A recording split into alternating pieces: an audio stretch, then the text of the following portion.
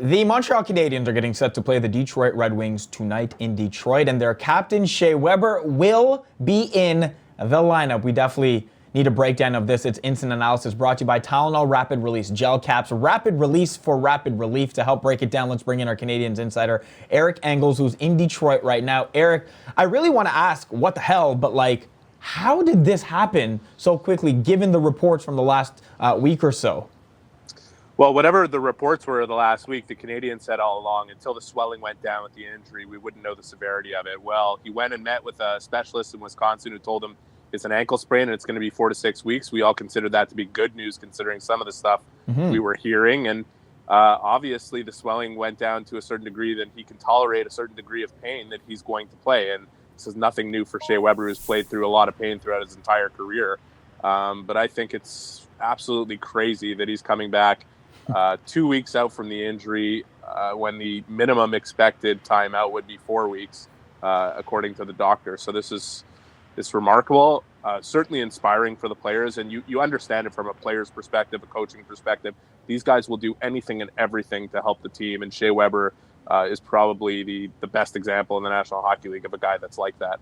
Well, he's also widely regarded as their best on-ice player in a lot of ways, their leader obviously being their captain. He's a guy that's missed 86 games over the last 3 seasons. Is there not some sort of risk that's presented by him coming back, given the severity, at least from what the reports were earlier, and coming back so quickly, as in, 3 games later? Well, he says he's got assurances that doctors that he likely won't make it any worse. Obviously, nothing can be guaranteed in that situation. But so long as he feels comfortable with that he's not doing long-term damage, I guess we can accept that as an answer.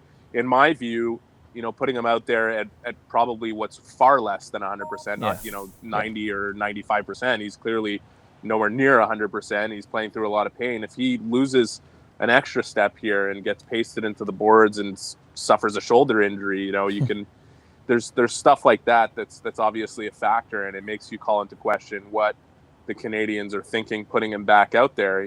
I know what the players and the coach are thinking. Obviously, their job is to win every game, and their job is to believe in things that maybe some of us don't believe in, that their playoff hopes at roughly around 1.4% to get 97 points are all but dead here. But they don't feel that way, and obviously the general manager doesn't feel that way. Otherwise, I don't think he'd let Shea play. Does this change anything pre-trade deadline for the Habs?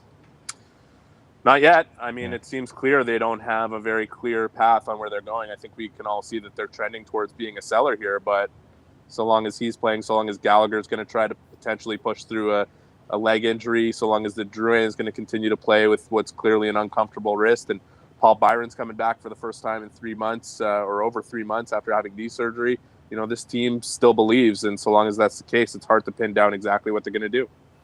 And it's easier to believe when your captain is seemingly making sacrifices like the one Shea Weber is tonight. He will play for the Montreal Canadiens against the Detroit Red Wings. Montreal a long way out of the wild card conversation right now, needing every win they can. Eric Engels, thanks so much for this, man. Thank you, guys.